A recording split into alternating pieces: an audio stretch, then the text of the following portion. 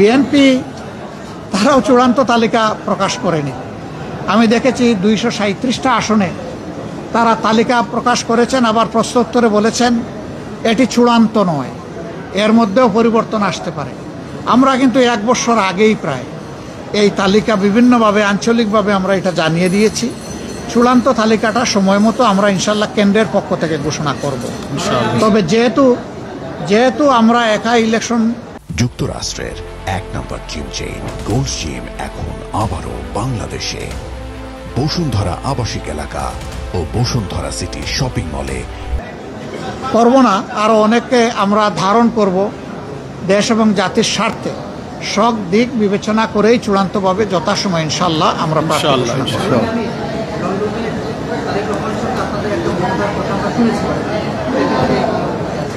আপনারা শুনেছেন, আমি শুনি নাই।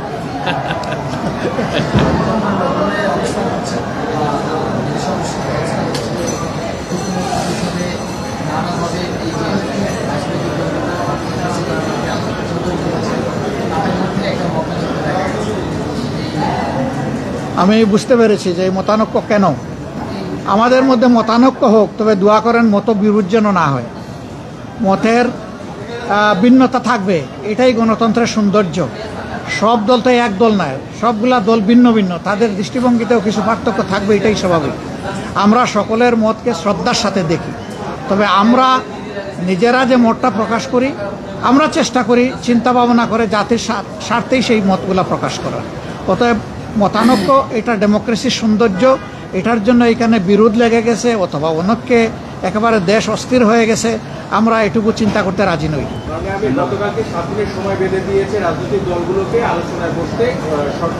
না, ওনারা বেঁধে দেয়নি, আমি এটাও শুনেছি ভালো করে।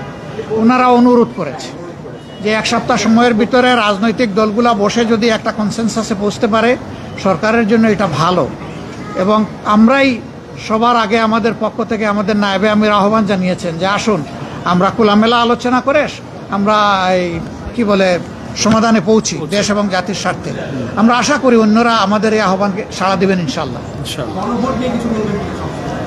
গণভোটের ব্যাপারে তো আমরা আমাদের দৃষ্টিভঙ্গি অলরেডি আমরা দিয়ে দিয়েছি। ফেব্রুয়ারিতে নির্বাচন, আপনারা আমরা দেশবাসী সবাই দেখতে চাই ইনশাল্লাহ। শুধু আমরা না, সবাইকে নিয়ে আমরা দেখতে চাই।